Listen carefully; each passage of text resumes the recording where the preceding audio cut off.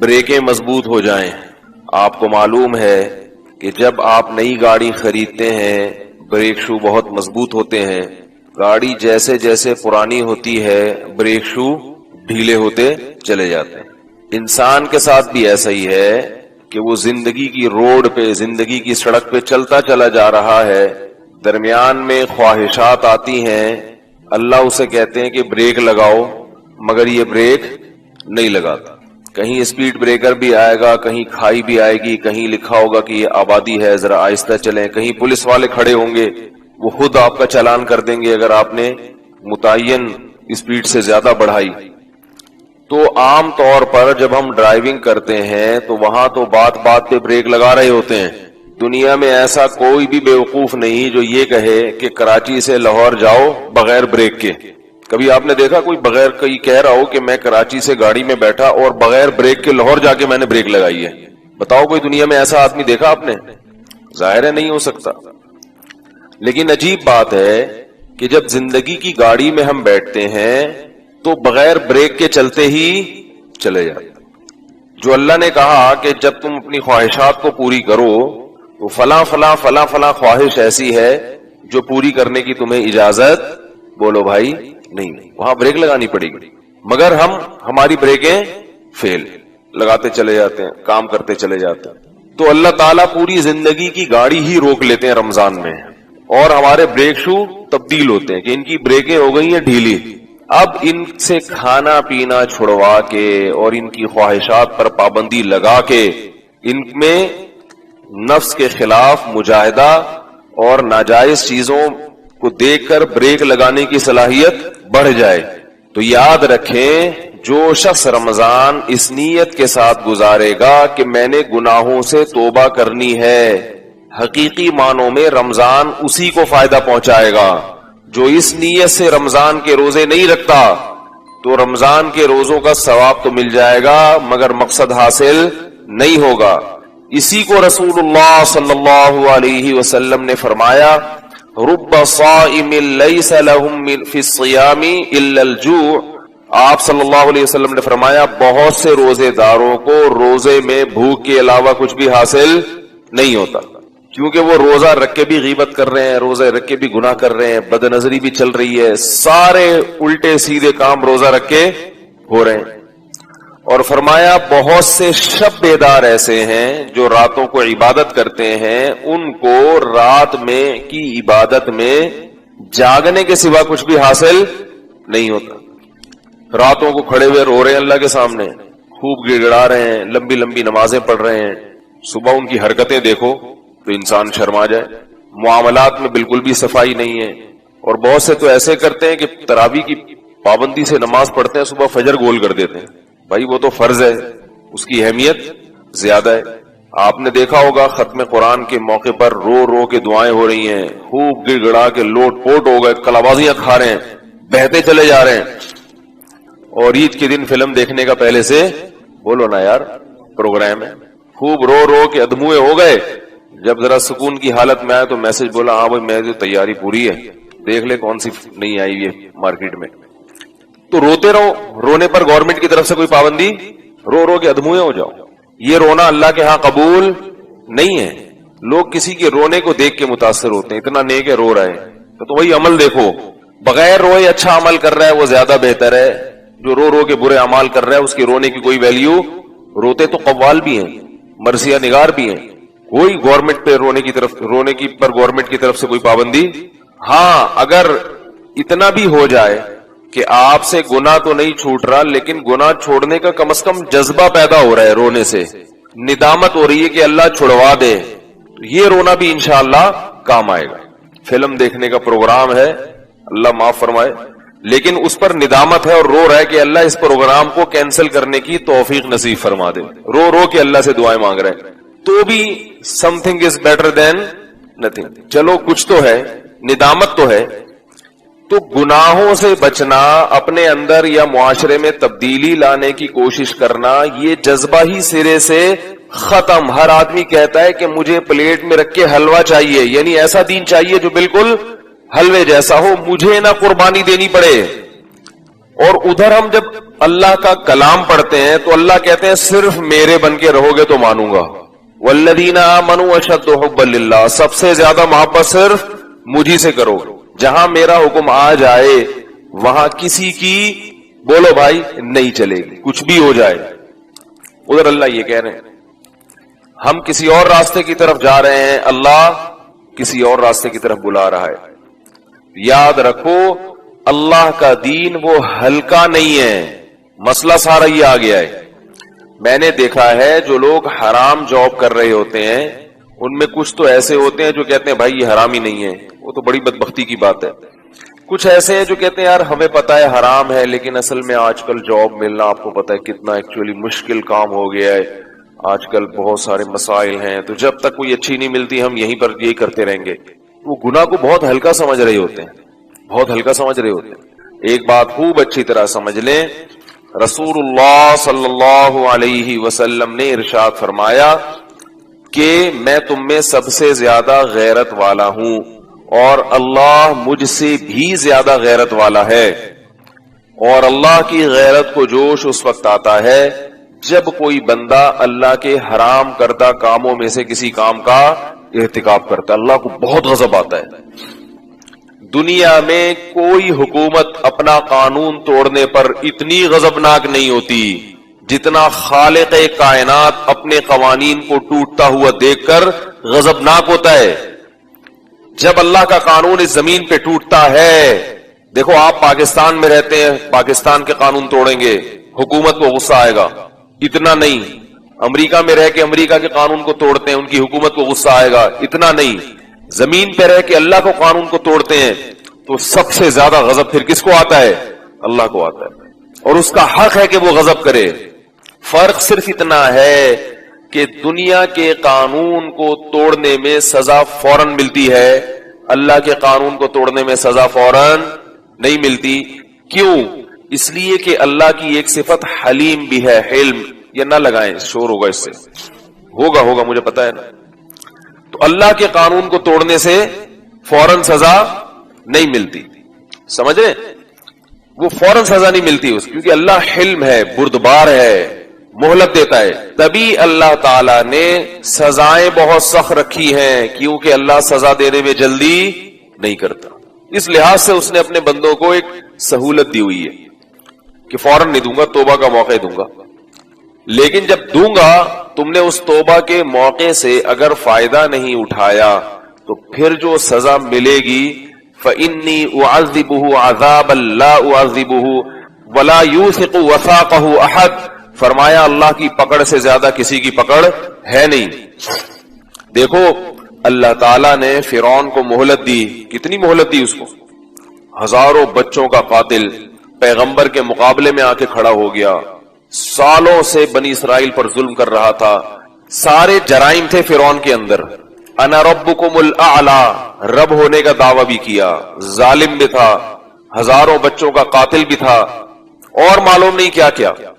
کتنی مہلت ملی ہے, بار بار مہلت دی گئی کہ اب توبہ کر لے, اب توبہ کر لے, اب توبہ کر لے. لیکن اللہ فرماتے ہیں جب اس نے اس مہلت سے فائدہ نہیں اٹھایا تو ہوا کیا ہے کہ اللہ نے اس کو سمندر میں غرق کیا. فَأُدْخِلُوا نَارًا, سمندر میں غرق کیا. قرآن کہتا ہے کہ النار يعرضون عليها غدوا وعشيا, سمندر میں غرق ہونے کے بعد آگ میں گیا ہے, اور جس آگ پر صبح و شام جلایا جاتا ہے. وَيَوْمَ تَقُومُ السَّاعَةُ, جس دن قیامت کا دن قائم ہوگا, ادخلوا آل فرعون اشد العذاب, حکم دیا جائے گا کہ اب اس سے بھی زیادہ سخت عذاب میں اس کو ڈال دو. صبح و شام آگ پہ جلایا جا رہا ہے. یہ اللہ کی قدرت ہے کہ پانی میں ڈال کے بھی کہاں داخل کر رہے ہیں؟ آگ میں, کیونکہ یہ پانی دنیا کا پانی ہے اور وہ آگ برزخ کی آگ ہے. اس کی مثال ایسے ہے, آپ پھولوں کے بستر پہ سو رہے ہو لیکن عالم خواب میں آپ پھانسی کے پھندے پر لٹک رہے ہوتے ہو. لوگ کہتے ہیں نا کہ پانی میں آگ کہاں سے آ گئی, پھولوں کی سیج پہ آپ سو رہے ہو اور خواب میں آپ کہاں ہوگے؟ پھانسی کے پھندے پہ. ایسا ہوتا ہے کہ نہیں ہوتا؟ عالم دنیا میں وہ پانی میں داخل ہو رہا ہے, مگر عالم برزخ میں یہ جو لوگ کہتے ہیں نا ایتھیس قسم کے کہ یہ مردہ تو کہیں بھی ہمیں نظر نہیں آتا کہ عذاب میں جل رہا ہے, کچھ بھی نہیں. تو بھئی یہ یہاں نظر نہیں آ رہا آپ کو, آپ اس کی جگہ لیٹو, آنکھیں بند کرو اور اسی جہان میں پہنچو, آپ کو بھی سب کچھ نظر آئے گا. اللہ تعالی ہم سب کو اپنے عذاب سے بچا کے رکھے. تو کیسا سخت عذاب آیا ہے اس کے اوپر, ہمیشہ چلتا رہے گا, کروڑوں اربوں کھربوں سال گزر جائیں گے مگر اسے آگ سے نجات نہیں ملے گی, کیونکہ انسان یہ سمجھتا ہے کہ میں آزاد ہوں. اللہ بتاتے ہیں کہ تم آزاد نہیں ہو. دنیا کا سب سے بڑا بے وقوف وہ ہے جو اپنے آپ کو آزاد سمجھ کے اپنی منمانی زندگی گزارنا شروع کر دے. وہ جو خواتین کا آیا تھا نا کہ ہم اپنے جسم کے بارے میں آزاد ہیں. بھائی اگر یہ آپ نے خود بنایا ہے تو پھر تو آپ آزاد ہیں. اگر یہ آپ کو کہیں سے بھیک میں ملا ہے, یہ اللہ نے دیا ہے, تو انسان بھیک کی چیزوں میں خود مختار نہیں ہوتا. کمپنی آپ کو استعمال کے لیے گاڑی دے رہی ہے, آپ ڈیفنس میں روڈ پہ ریسنگ میں استعمال کر رہے ہیں اس کو, کمپنی کو غصہ آئے گا کہ نہیں آئے گا؟ بھائی کمپنی کے آپ مینیجر تھے, انہوں نے آپ کو استعمال کے لیے گاڑی دی آفس سے گھر آنے جانے کے لیے. آپ کمپنی کی گاڑی لے گئے ڈیفنس کے ساحل پر اور آپ نے وہاں جا کے ریسنگ کار میں مقابلہ, بولتے کیوں نہیں, کیا ہو گیا, شروع کر دیا اور گاڑی کی ایسی کی تیسی کر دیا آپ نے. تو کمپنی کہے گی نا کیا کر رہے ہو ہماری گاڑی کے ساتھ؟ تو آپ کیا, میں اپنی گاڑی کے معاملے میں کیا ہوں, آزاد. یہ میری گاڑی ہے, جس کو چاہوں ٹھوکوں, جتنی چاہیں. گاڑی کی ویلیاں تو نہیں لگتی لیکن سنیں لگتی ہیں, 2 پہیوں پہ آ جاتی ہے گاڑی, تو میں جیسے چاہوں گزاروں, کیونکہ یہ گاڑی کس کی ہے, میری. تو کمپنی کہے گی آپ کو یہ غلط فہمی ہے, یہ گاڑی آپ کی. بولو بھائی نہیں, یہی بڑی غلط فہمی. وہ کہے کیوں میری نہیں ہے؟ تو کہہ رہے آپ بتاؤ کون سے بینک سے خریدی آپ نے؟ آپ کو تو ہم نے چابیاں پکڑائی ہیں. یہ جو کہہ رہے ہیں کہ میں اپنی باڈی کے معاملے میں, خواتین کہہ رہی ہیں آزاد ہوں, مرد کہہ رہے ہیں میں اپنے جسم کے معاملے میں آزاد ہوں, میری پرسنل لائف جو چاہے کروں. اس کی بنیادی غلطی کیا ہے کہ اس باڈی کو ہم کس کا سمجھ رہے ہیں, اپنا. بھائی یہ اپنی نہیں ہے. ہم نے کون سے جا کے یہ خول خریدا ہے؟ ہماری روح کون سی مارکیٹ میں گئی تھی اور کہہ دی تھی کہ مجھے یہ والی شکل پسند ہے, یہ والے بازو, یہ والا پھیپڑا, یہ والا گرتا, یہ بتاؤ کتنے کا آئے گا, میں اپنے اوپر فٹ کرنا چاہتا ہوں. کیا خیال ہے بھائی؟ ہماری روح گئی ہوتی نا کسی مارکیٹ میں. روح ہے نا آپ لوگوں کے اندر ہے, روح اگر ہماری کسی مارکیٹ میں گئی ہوتی اور ہم نے اپنی مرضی سے آنکھیں پلکیں, پھر تو سارے خوبصورت ہوتے ہیں. کیا خیال ہے؟ یہ جو عجیب عجیب سے ڈیزائن آ رہے ہیں یہ نہ آتے. اپنی مرضی کی آنکھیں خریدتے, اپنی مرضی کی پلکیں خریدتے, ناک خرید کے فٹ کرتے اس کو. تو ہم نے تو کہیں سے بھی نہیں خریدا. اور پھر اس باڈی کو مینٹین رکھنے کے لیے جو ہمیں فیول چاہیے, وہ فیول بھی ہمارا اپنا نہیں ہے. اللہ ہے جو آسمان سے بارشیں برساتا ہے, اللہ ہے جو زمین سے طرح طرح کی نباتات پیدا کرتا ہے. یہ جو پیسوں کا سسٹم ہے نا, ہم کہتے ہیں یہ تو گندم میں نے اپنے پیسوں سے خریدی ہے. اصل میں اپنے پیسوں سے کچھ بھی نہیں ہے. ہوتا یہ ہے کہ اللہ نے جب چیزیں پیدا کی تو میرے پاس جو تھی, آپ کے پاس انار تھا, یا آپ کے پاس گندم تھی, تو مجھے گندم کی ضرورت تھی اور آپ کو جو کی. تو میں نے کہا یہ جو مجھ سے لے لو اور مجھے گندم دے دو. تو وہ گندم بھی اللہ نے پیدا کی اور یہ جو بھی اللہ نے پیدا کی. نہ میں نے یہ جو اپنے ہاتھوں سے بنائی اور نہ میں نے یہ گندم اپنے ہاتھوں سے بنائی. تو میں جو آپ کو دے رہا ہوں, آپ سے اللہ کی بنائی بھی گندم لے رہا ہوں. یہی ہوتے ہوتے پھر نوٹ چھاپنا لوگوں نے شروع کر دیے. کچھ اپنا کچھ بھی نہیں ہے. تو وہ باڈی بھی اللہ کی. فرمایا کہ قرآن مجید میں اللہ نے کہا نا, الذی خلقک فسواک فعدلک, وہ اللہ جس نے تجھے بنایا پھر تیری باڈی کو ایک خاص تناسب سے برابر کیا. فعدلک فی ای صورت ما شاء رکبک, جو شکل دینا چاہی اس نے اپنی مرضی سے تجھے وہ صورت دے دی.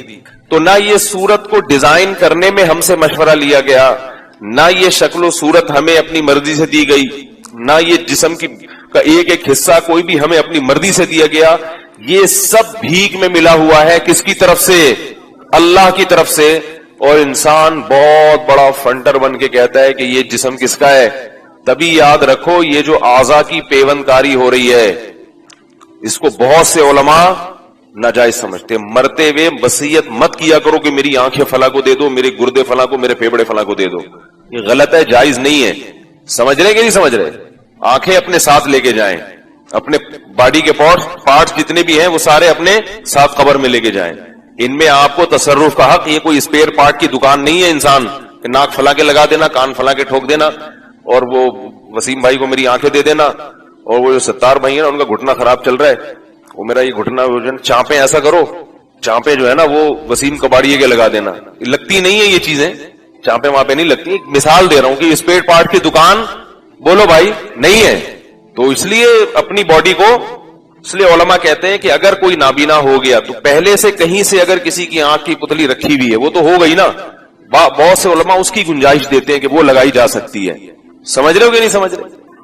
وہ غیر مسلم یہ کام کر لیتے ہیں, انہوں نے تو کر لیا, وہ تو اپنے ساتھ آنکھیں لے کے گئے نہیں ہیں. تو جو ایک چیز ہو گئی ہے تو وہ ضائع ہونے سے بچنے کے لیے بعض حضرات اس کی گنجائش دیتے ہیں. اسی طرح گردوں کی بھی دیتے ہیں کہ ہے رکھا ہوا تو لگا لو بھائی.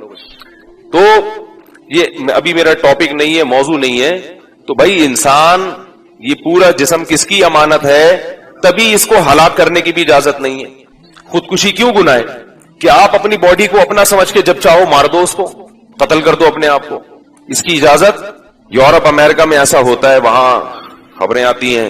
ابھی ایک بہت بڑا سائنٹسٹ تھا, اس نے سائنٹسٹ تھا یا ریاضی دان تھا, اس نے زہر کا انجیکشن لگوا کے اپنے آپ کو باقاعدہ وہ گیا ہے کہ میں ابھی مرنے جا رہا ہوں کیونکہ میں بڑھاپے سے تنگ آ گیا ہوں. وہ پڑھ لکھ تو لیتے ہیں نا, مگر ہر چیز سائنس نہیں ہے. لوگ یہ سمجھتے ہیں کہ ہر بات کا حل کس میں اللہ نے رکھا ہے, سائنس اور ٹیکنالوجی میں. ایسا نہیں ہے, ہر چیز کا حل سائنس اور ٹیکنالوجی میں میرے بھائی نہیں ہے. جو انسان کی بنیادی ضرورتیں ہیں وہ کبھی بھی چینج, بولتے کیوں نہیں ہو سکتی. روٹی کھاتے ہو کہ نہیں کھاتے؟ سائنس اور ٹیکنالوجی اتنی ترقی کر لے کہ اب روٹی کھانے کی ضرورت نہیں ہے. بھائی 1000 سال پہلے بھی روٹی کھاتے تھے, اب بھی کیا کھاتے ہیں, روٹی کھانی پڑے گی کیونکہ باڈی تھوڑی چینج ہو رہی ہے. سائنس اور ٹیکنالوجی کی وجہ سے ہماری باڈی چینج نہیں ہوتی, باڈی وہی ہے جو 10,000 سال پہلے تھی. ٹھیک ہے نا, وہی گردے وہی پھیپڑے, ان کی ریکوائرمنٹ بھی بالکل وہی ہے, وہ چینج نہیں ہو سکتی. تو جیسے ہماری باڈی چینج نہیں ہو سکتی, ان کو اسی طرح پانی بھی چاہیے, دودھ بھی چاہیے, مکھن بھی چاہیے, بلائی بھی چاہیے, کھجورے بھی چاہیے. اب ایسا نہیں ہو سکتا کہ سائنس نے کوئی ایسی مشین ایجاد کر لی ہو کہ اب ہم گیس پہ آ جائیں. یار اب اتنی ترقی ہو گئی. دیکھو گاڑیاں ہو رہا ہے نا, پہلے ڈیزل پہ تھیں, پھر پیٹرول پہ آئیں, اور پھر آہستہ آہستہ اب شمسی توانائی سے بھی گاڑیاں چلنا شروع ہو گئی ہیں. تو گاڑی میں تو ایسا ہو رہا ہے, لیکن انسان میں ایسا نہیں ہو رہا. ورنہ ہم لیڈ لے لیتے, ایک بزرگ ہیں ان سے ہم لیڈ لے لیتے, ٹھیک ہے نا, تو کھمبے بن جاتے کہ بھائی آپ جائیں چارج کر کے آ جائیں اپنے آپ کو. اب آپ کو روٹی کی ضرورت نہیں ہے, تو لائن لگی ہوئی ہوتی. بھائی ہمارے سائنسدان کو ایسی بیٹری فٹ کر دیتے کہ ہم وہ چارج کرتے 1 گھنٹہ, اور سارا دن پھر ہم اس پہ روٹی کی ضرورت نہ رہتی. کتنی سہولت ہو جاتی. اور اگر سولر سسٹم پہ وہ بیٹری چارج ہو جاتی پھر تو مزے ہی مزے. لائن لگی ہوئی ہوتی ہے صبح صبح کھمبوں پہ, اور اس میں یہ ہے کہ جو پہلے نمبر پہ اپنے آپ کو چارج کر رہا ہے نا, تو اسی آدمی سے لیڈ لے لو. یہ والا سسٹم بھی ہوتا نا, ایک آدمی صبح صبح جاتا, وہ 8 گھنٹے کا چارج ہو کے آ جاتا, پھر محلے والے اس سے اپنی اپنی بیٹریاں چارج کروا رہے ہوتے کہ یہ بڑا چارجر ہے, ٹھیک ہے نا, یہ علاقے کے وڈیرے ہیں, یہ بڑے چارجر ہیں. تمام حضرات سے گزارش ہے کہ آدھا 1-1 گھنٹہ ان سے ٹچ رہیں, ٹھیک ہے, ان سے تھوڑا سا کیا رہیں, ٹچ رہیں. تو کچھ بھی نہیں ہوا. ابھی بھی روٹی کھانی پڑتی ہے, پراٹھے کھانے پڑتے ہیں. وہی مرغی انڈا دے گی تو کھاؤ گے, مرغی انڈا نہیں دے گی تو بیٹھے رہو گے صبح سے لے کے شام تک. تو اسی طرح یاد رکھو, انسان کو سکون کے لیے جو چیزیں پہلے چاہیے تھیں بالکل اب بھی وہی چاہیے. تو بیوی بچے چاہیے اس کو. یہ میں بار بار اس طرف آتا ہوں اس لیے کیونکہ بار بار آپ لوگ یعنی اتنی میڈیا نے اور فیملی پلاننگ والوں نے آپ کے دل میں جو نفرت ڈالی ہے نا اولاد کی کثرت کی, وہ اتنی زیادہ ڈال چکے ہیں کہ اس کو کھرچ کے نکالنا پڑتا ہے. تو وہ لوگ بھی کیا کرتے ہیں کہ فیملی سسٹم تباہ ہو گیا, اب بڑھاپے میں سائنسدان کو بھی کس کے خیال آ رہا ہے کہ یار میں لٹک کے مر جاؤں, اس زندگی سے موت بہتر ہے. کیونکہ ساری زندگی سائنس میں لگا دی, بیوی بچوں کی طرف, بچے پیدا کرنے کی طرف توجہ نہیں دی, بچوں کی تربیت. بچے پیدا ہوئے تو ان کو یہ نہیں سکھایا کہ کوئی خدا سکھائیں, ان کو اللہ رسول سکھائیں تاکہ یہ بڑھاپے میں ہمارا بھی خیال کریں. ان چیزوں سے بالکل نابلد رہے. تو اب بڑھاپے میں تو سائنس ٹیکنالوجی کام نہیں آتی, کیونکہ ایسا کوئی مائی کا لال سائنسدان پیدا نہیں ہوا جو بڑھاپے کو مؤخر کر کے آپ کو جوان کر دے. سمجھ رہے ہو؟ بڑھاپا بہرحال آ کے بولتے کیوں نہیں رہے گا. کسی کا باپ بھی نہیں روک سکتا اس کو, کچھ بھی ہو جائے. یہ ہوگا کہ آپ کی صحت اچھی, آپ تھوڑا دیر سے بوڑھے ہوں, اس کی کم ہے تو جلدی بوڑھا ہو جائے, ہوں گے ضرور, کچھ بھی کر لو. تو پلاسٹک سرجریاں کرا کرا کے لوگ جوان رکھنے کی کوشش کرتے ہیں، وہ بھی پتہ چل جاتا ہے. تو اللہ تعالیٰ نے، ہاں کیا کہہ رہا تھا میں، باتیں ادھر ادھر پہنچ جاتی ہیں یار. میں یہ عرض کر رہا تھا کہ دیکھو بڑھاپے میں وہ کیا کر رہا ہے کہ اب موت کے لیے اپنے آپ کو تیار کر رہے ہیں. ہمارے ایک رشتے دار تھے یورپ میں، وہ کہنے لگے یہاں ایک ڈاکٹر ہے، ان کا نام ہے ڈاکٹر ڈیتھ. ان کا نام کیا ہے؟ ڈاکٹروں کا کام ہوتا ہے مرتوں کو بچانا، ان کا کام ہے بچے وہ کو مارنا. جب کوئی اپنی زندگی سے تنگ آ جاتا ہے تو یہ ڈاکٹر اس کے میڈیکل چیک اپ کر کے بتاتے ہیں کہ واقعی اب اس میں شفا کی امید نہیں ہے، یہ بیچارہ پڑا ہوا ہے. تو اس سے اور اس کے جو بھی لواحقین ہوتے ہیں ان سے سگنیچر لیا جاتا ہے کہ ہم اس کو مار رہے ہیں. تو وہ ایسے طریقے سے اس کو تمیز سے کوئی انجیکشن لگاتے ہیں یا کیا کرتے ہیں، میں کہتا ہوں قصائی کے حوالے کرو ایک دم. تو وہ کیا کرتے ہیں، اس کو موت کے گھاٹ اتار دیتے ہیں. اسلام میں اس کی اجازت کتنی ہی تکلیف میں ہو آپ کو مرنے کی اجازت نہیں ہے، کیونکہ وہ تکلیف بھی اللہ کی طرف سے آزمائش کا ایک حصہ ہے. آپ اس میں یہ بکراتیاں پیش کرو کہ ایسی زندگی سے کیا فائدہ جس میں کسی کام کا نہیں، میں تکلیف میں ہوں. نہ نہ نہ نہ، آپ کو اللہ نے زندگی دی آخرت کے لیے. اس زندگی کا فائدہ کیا ہے؟ ایگزامینیشن ہال میں ہے، آپ کا پرچہ سخت ہو گیا، اس مصیبت میں صبر کرتے ہو یا واویلا مچاتے ہو.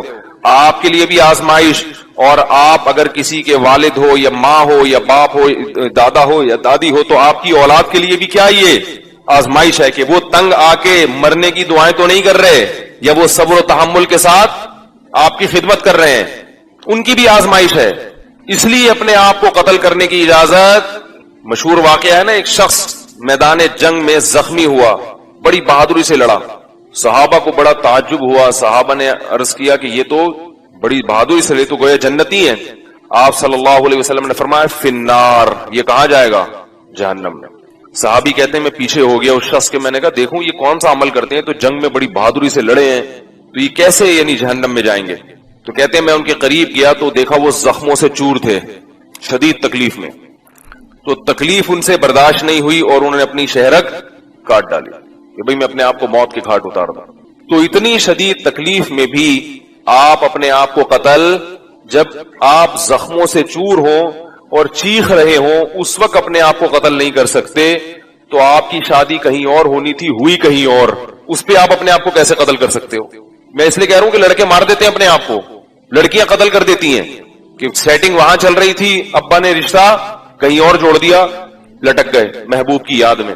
یہ ثابت کرنے کے لیے کہ ہمیں تم سے سچی محبت تھی، اور جس سے سچی محبت تھی وہ کم بخت لٹکتا نہیں ہے. وہ کہتا ہے ہائے یہ کیا ہوا، اس کے بعد وہ پھر اور کہیں سیٹنگ پہ بولو بھائی لگ جاتا. یہ سچی محبت تھی.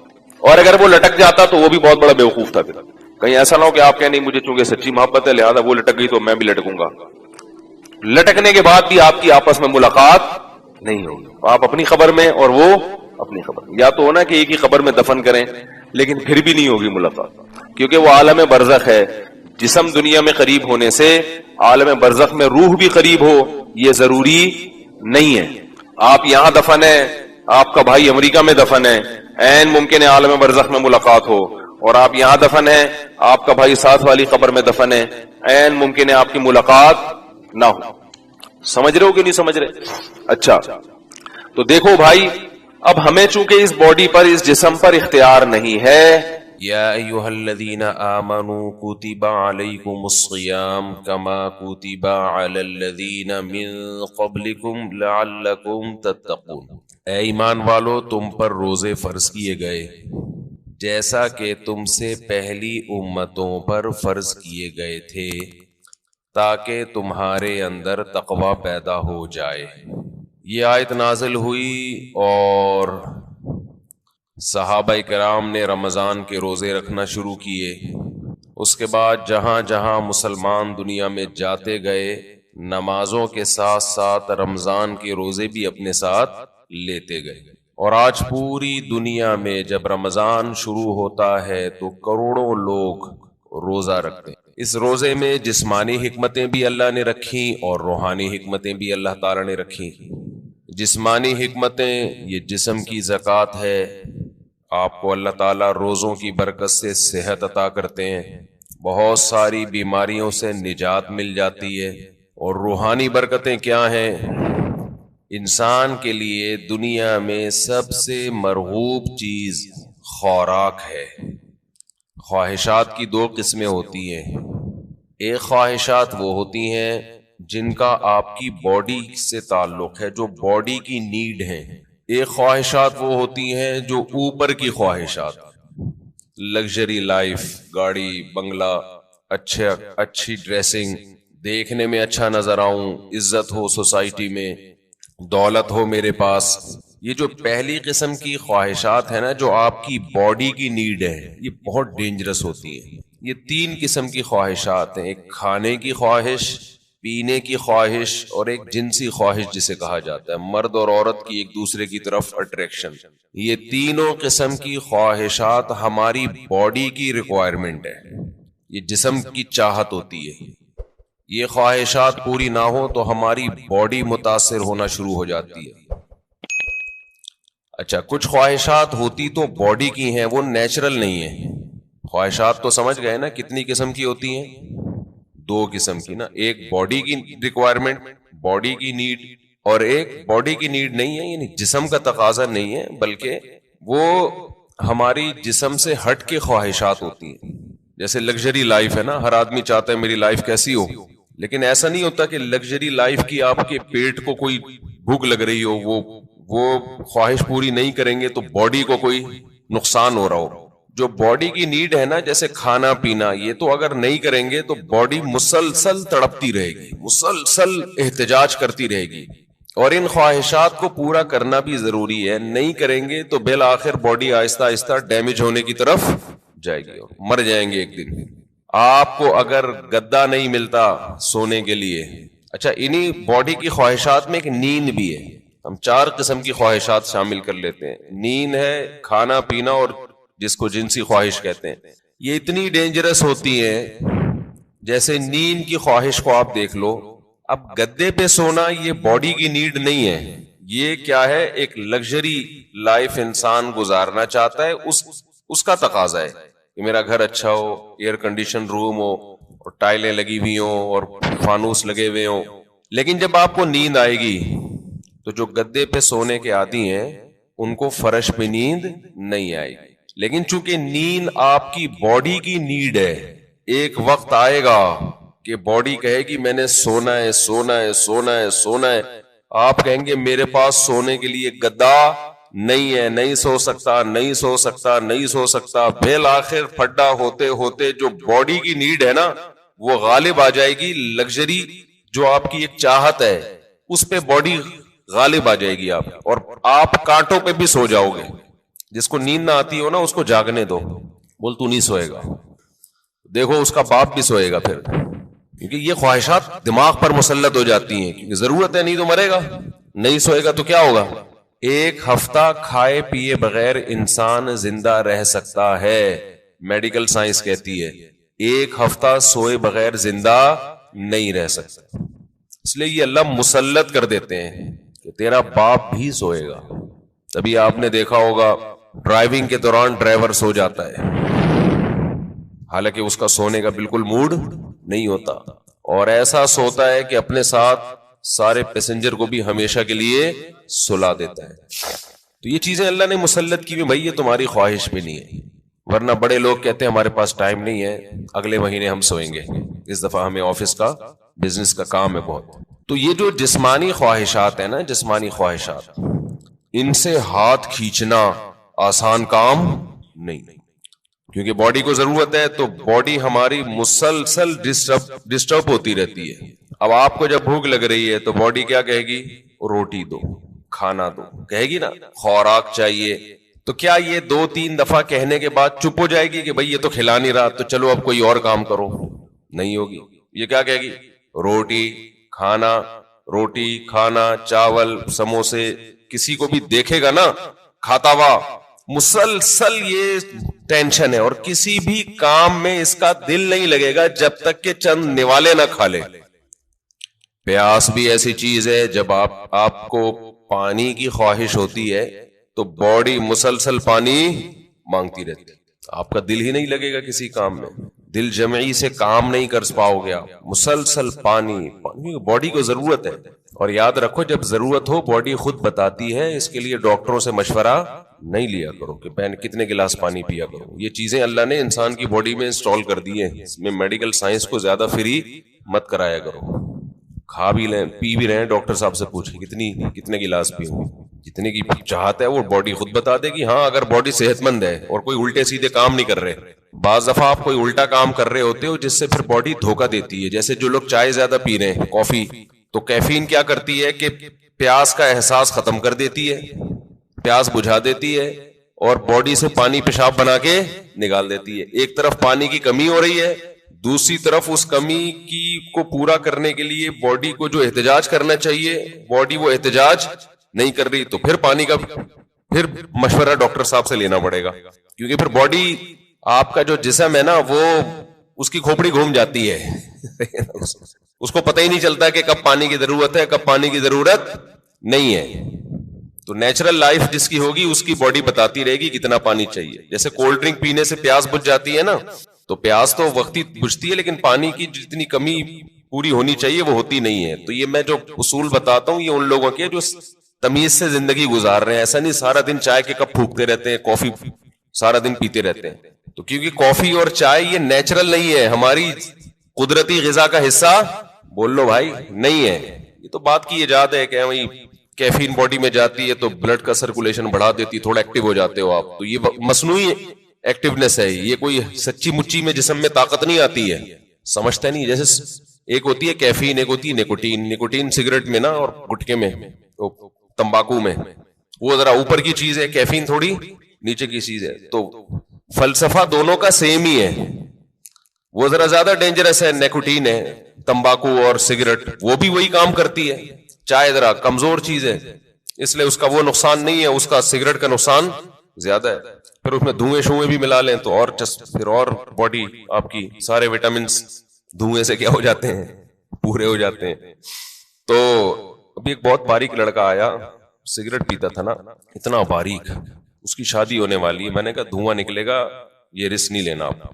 ایک تو آپ اپنی صحت دیکھو اور سگریٹ کے کس طرح سے پھونک رہے ہو, تو جو اندر جا رہا ہے جو ان پٹ ہوتا ہے آؤٹ پٹ وہی ہوتا ہے نا.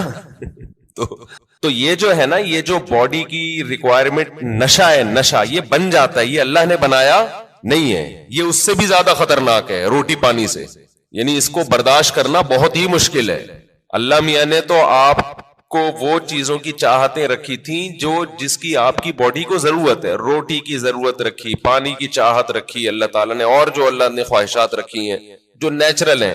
ہم نے کیا کیا, سگریٹ پی پی کے دن میں 5-6 کپ کافیوں کے پی پی کے اور پان گٹکے کھا کھا کے ہم نے اس سیٹنگ کو کیا کر دیا, خراب.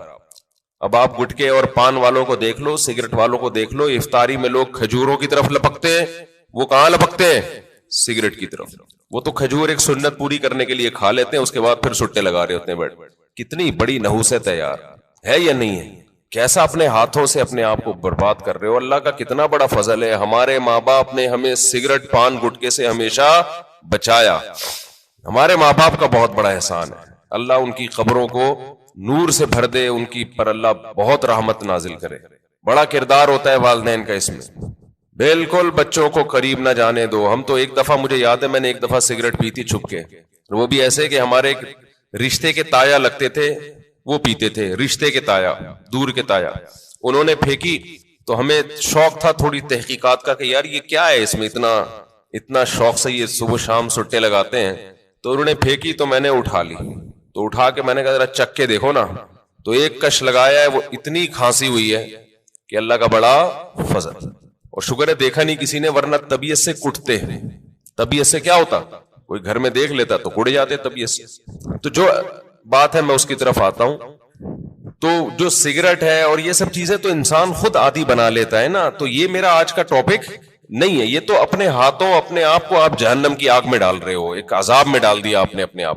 اچھا ایک بات خوب سمجھ لو, بات چل نکلی ہے, یہ جو سگریٹ والے, گٹکے والے اور بہت زیادہ جو کافی پیتے ہیں, چائے پیتے ہیں, بہت زیادہ کیفین کی لت پڑ گئی ہے ان کو, یہ لوگ اکثر ایک بات یہ کہتے ہیں کہ اس سے ذہن فریش ہو جاتا ہے. یہ خوب سمجھ لو, کوئی بھی نشے کی چیز نشے سے میری مراد یہ نہیں ہے جو شراب کا نشہ ہوتا ہے، نشے سے مراد جس کی بھی لت پڑ جائے.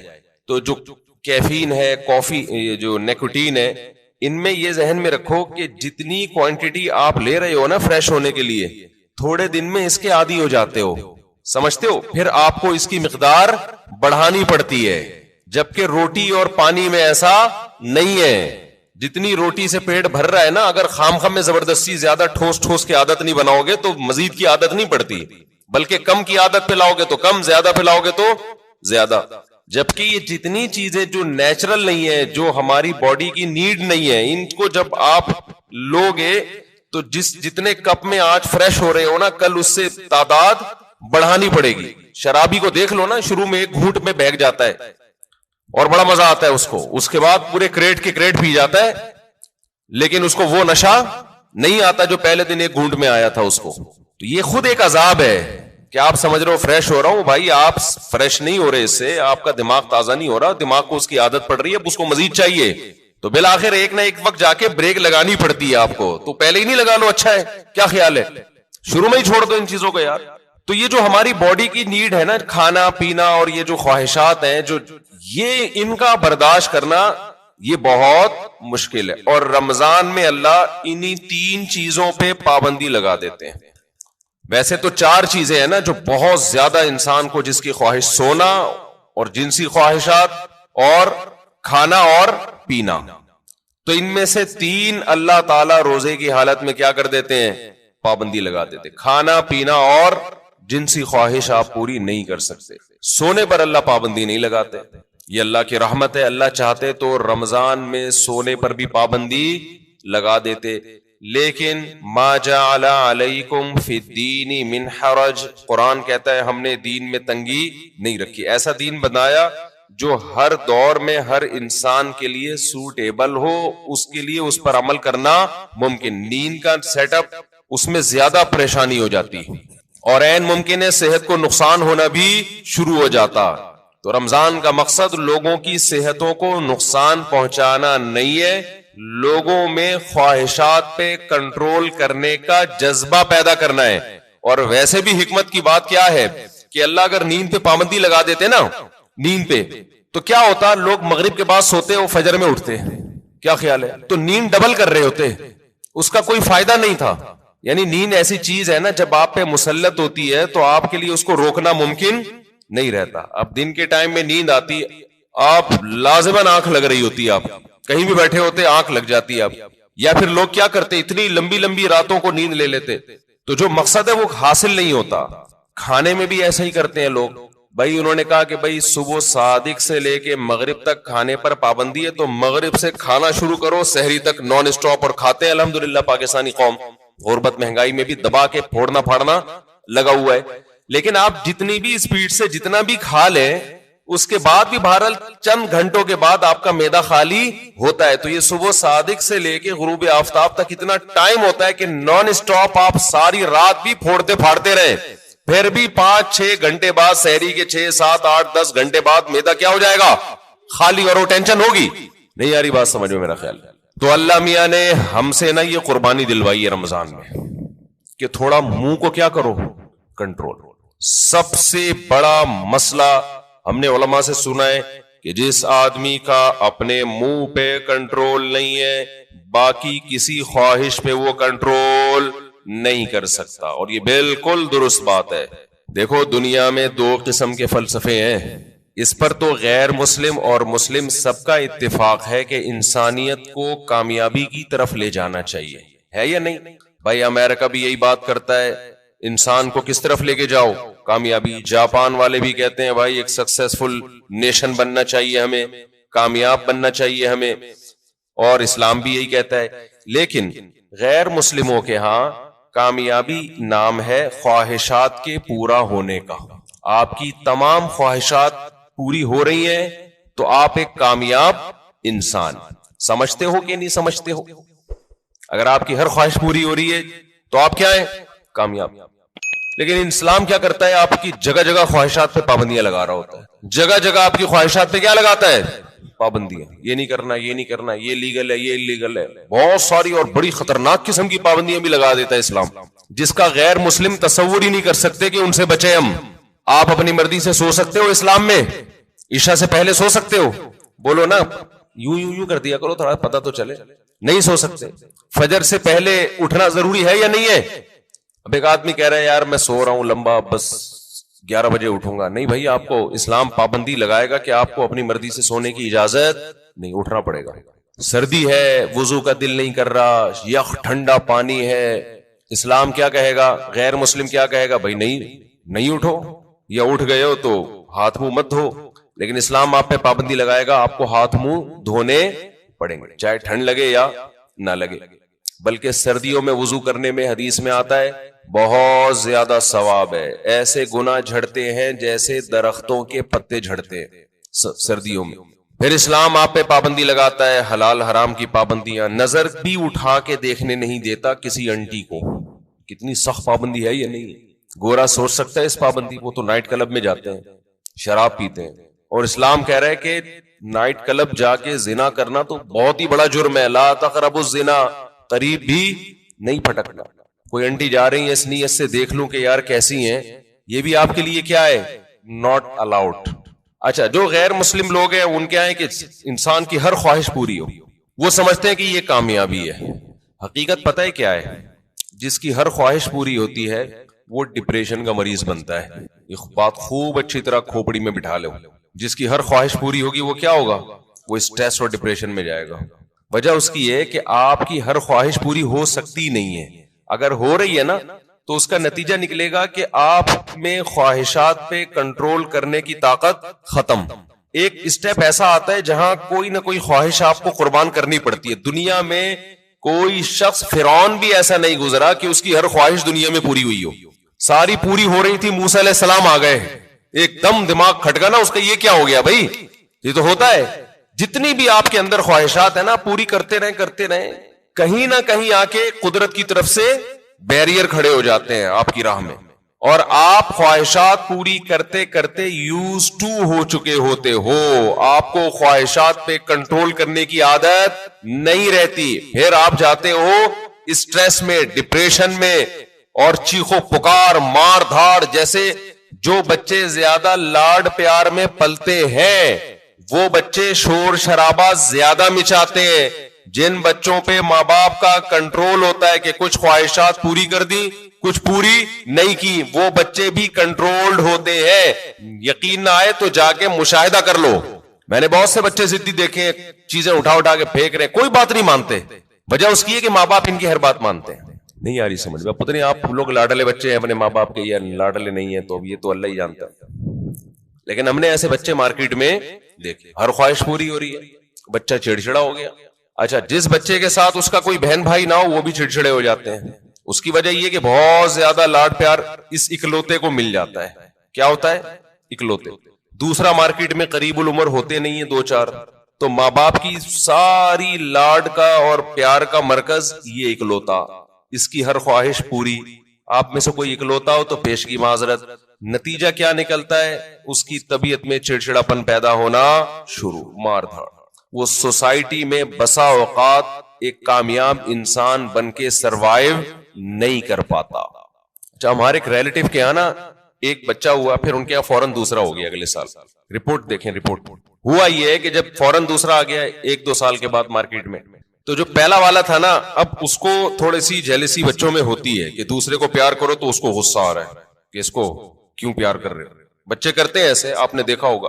تو لوگ کہہ رہے ہیں کہ یار یہ جو ان کے ریلیٹیو ہے نا, کہنے لگے کہ یہ غلط ہوا, پہلے والے کے ساتھ ظلم ہوا ہے. ابھی اس کی عمر تھی, اس کو محبتیں ملتی, توجہ کا مرکز بنتا.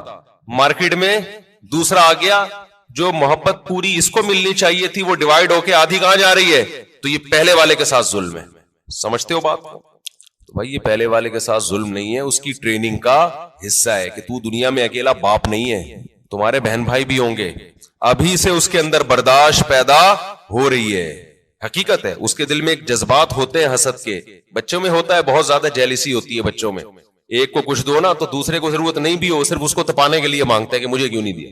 تو یہ جو برداشت اس میں پیدا ہوگی نا, جب ماں باپ دوسرے کو پیار کر رہے ہو, اس کو غصہ آ رہا ہے, یہی غصہ قدرت چاہتی ہے کہ آئے تاکہ اس میں کنٹرول پیدا ہو. یہ نہیں ہوتا نا تو یہ بڑے ہو کر عذاب بنتا ہے. پھر بڑے ہو کر پھر کیا ہوتا ہے یہ کیوں آ گیا دنیا میں, میرے باپ کی وراثت جو مجھے ملنی تھی اس کو کیوں مل رہی ہے, یہ اس میں شریک کیوں ہو رہا ہے. پھر یہ یہاں تک جاتا ہے معاملہ, شروع میں یہ مسئلہ کیا کر دو, ختم کر دو کہ بیٹا اس گھر میں اور بھی ہیں, اور ممکن ہے مفتی صاحب کے بھی بیانات سننا شروع کیے تو اسپیڈ اور بھی بڑھ سکتی ہے ہماری, عین ممکن ہے, اگلے سال نیا ماڈل بھی آ سکتا ہے. تو اب یہ جلتے ہی رہو بیٹھ کے, یار اسی کو قبول کرو.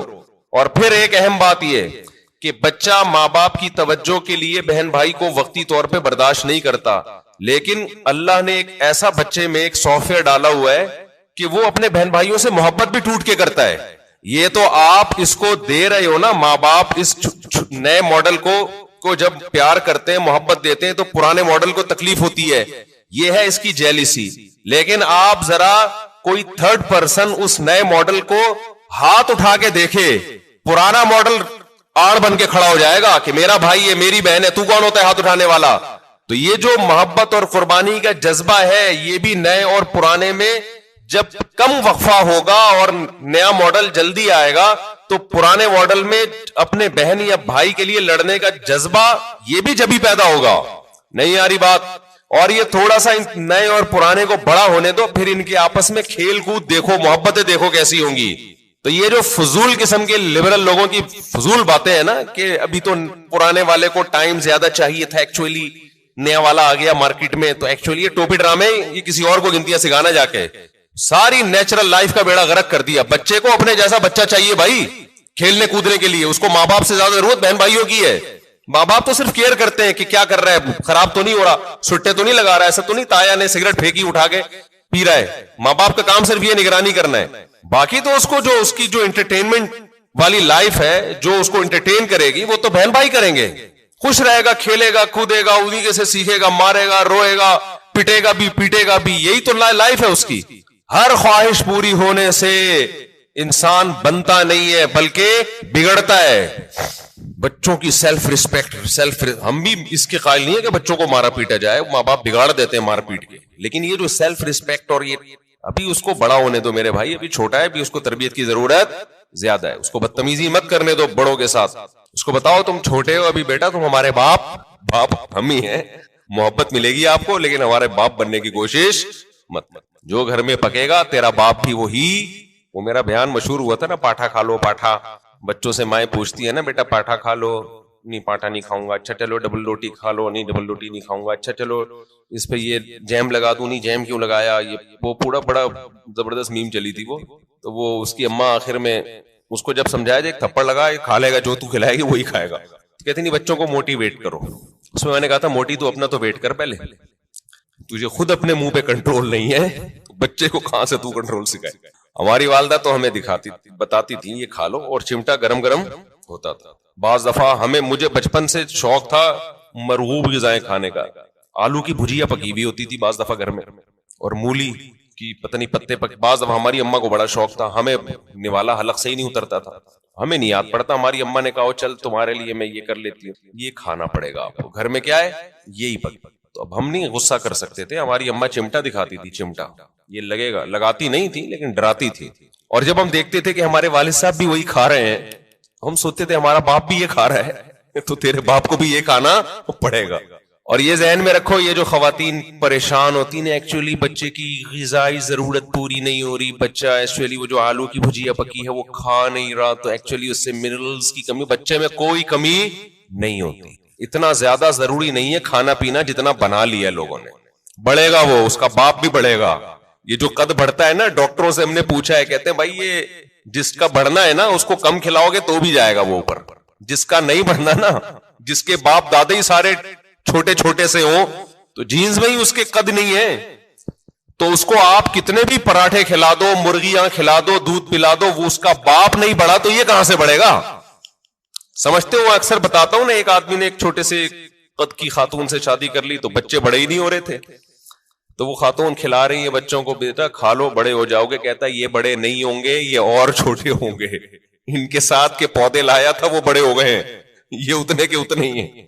تو یہ نا بچوں کے کھانے پینے کو زیادہ سروں پہ مسلط مت کیا کرو, کچھ نہیں ہوتا. اچھا کھلاؤ, بھلے تھوڑا کھائیں, آج تھوڑا کھائیں گے بھوکے رہیں گے, اگلے ٹائم پہ خود ہی چھین چھین کے کھائے گا پھر وہ. تو یہ بازاری چیزیں نہیں کھانے دو بس بچوں کو, جتنی بازاری چیزیں ہیں نا، میں نے تو تجربے کیے ہیں بچوں کے اوپر، اپنے ہی بچوں پہ. جب بازاری چیز کھلائی بیمار ہوئے اور بچا کے رکھا فٹ فاٹ. اچھا میرا ایک بیان تھا، اس کی میں وضاحت کر دوں. میرا ایک بیان تھا، اس میں نے یہ بتایا کہ میں نے اپنے 2 بچوں پہ 6 مہینے تجربہ کیا ہے. 6 مہینے تک میں نے ان کو بازار کی کوئی چیز نہیں کھانے دی. گھر میں دیسی گھی پہ روٹی چینی، دیسی گھی اور روٹی کھلاتا تھا، اور دودھ اور انڈا. 6 مہینے انہوں نے گزارے. میرا خیال ہے 3 یا 4 سال کی ایج تھی ان کی. ایک کی 4 سال ہوگی، ایک کی 3 سال ہوگی، ایک کی 4.5 سال ہوگی. اس طرح سے پوری سردیاں آ کے گزری ہیں، ایک چھینک بھی نہیں آئی. ورنہ سردیاں آتے ہی بچے بیمار ہونا شروع ہو جاتے ہیں نا. صرف کیا کھلایا ہے؟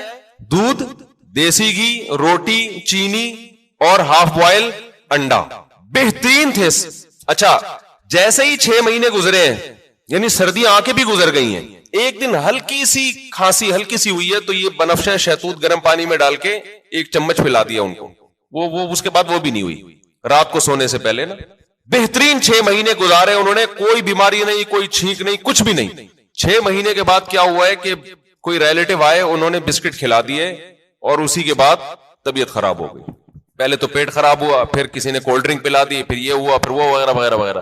مجھے اندازہ ہو گیا کہ یہ جو بچوں کی صحت کا مسئلہ ہے نا، گھر کی چیزیں کھلاؤ گے تو ایک دم بہترین صحت رہے گی. اچھا اس پہ میرے کچھ لوگوں نے اعتراض کیا کہ لو بھائی مفتی صاحب چینی کھلا رہے ہیں بچے کو. چینی کون سی کوئی نیچرل ہے؟ نہیں یاری بات سمجھ میں، یعنی ہم چینی کھلائیں، چینی تو خود نقصان دہ ہے. تو یاد رکھیں میں نے کبھی نہیں کہا کہ چینی بہت فائدہ مند چیز ہے. میرا مقصد یہ ہے کہ ایک نقصان دہ چیز ہم نے کھلائی پھر بھی نقصان نہیں ہوا، باقی نقصان دہ چیزوں سے بچا لیا. ورنہ بہتر تو یہ کہ چینی نہ کھلائیں آپ. چینی کون سی کوئی آب زمزم تو دھلی ہوئی مخلوق ہے؟ نہیں آ رہی سب ان کی سمجھ میں بات نہیں آ رہی. بھائی چینی جو ہے نا، چینی وہ خود بھی کوئی اچھی چیز نہیں ہے، لیکن ایک غلط چیز بھی کھلا دی، 20 غلط چیزوں سے بچا لیا تو بھی اس کی اتنی برکتیں نظر آئی ہیں. تو اگر آپ اس سے بھی بچا لیں تو نور النارو شہد کھلا دیں، گڑ کھلا دیں. سمجھتا ہے کہ نہیں سمجھتے؟ تو بچوں کی لیکن کنٹرول کرنا پڑتا ہے. بچے کو بڑا اور زیادہ عرصہ نہیں، تھوڑے دن تک کنٹرول کرو گے تو پھر وہ عادی ہو جائے گا. تو میں یہ عرض کر رہا تھا کہ دنیا میں 2 نظریات ہیں. ایک یہ کہ انسان کی ہر خواہش پوری کی جائے تو اس سے وہ کامیاب ہوتا ہے، لیکن اسلام کیا کرتا ہے؟ جگہ جگہ خواہشات میں رکاوٹیں ڈالتا ہے. تو خوب سمجھ لیں، جس کی ہر خواہش پوری ہوتی ہے وہ کامیاب نہیں ہوتا، بلکہ وہ اسٹریس اور ڈپریشن کی طرف جاتا ہے. بالکل اس کی مثال ایسے ہے جیسے آپ جسم پہ جب ویٹ اٹھاتے ہو، جسم میں اپنی خواہش کے خلاف حرکت کرتے ہو تو جسم بیمار ہونے کے بجائے صحت مند ہوتا ہے. اور آپ جسم کی اپنی خواہشات پر عمل کرنا شروع کر دو. جسم چاہتا ہے بیٹھا رہوں نہ اٹھوں، آپ بیٹھے رہو نہ اٹھو. جسم چاہتا ہے دوڑوں نہیں، صرف چلوں، آپ نہ دوڑو چلو. پھر جسم چاہتا ہے چلو بھی نہیں، بیٹھے ہی رہو، سوتے ہی رہو. تو اس سے جسم کو کیا طاقت اور انرجی جمع ہو کے خوشحال زندگی ملے گی یا جسم کا بیڑا غرق ہو جائے گا؟ تو ایسے ہی یاد رکھو، انسان کی روح اس وقت خوش ہوتی ہے جب روح پہ بوجھ ڈالا جائے، روح باڈی بلڈنگ کرے، روح جاگنگ کرے، روح ویٹ اٹھائے. اور یہ ٹینشنوں کے ویٹ ہے جو روح اٹھاتی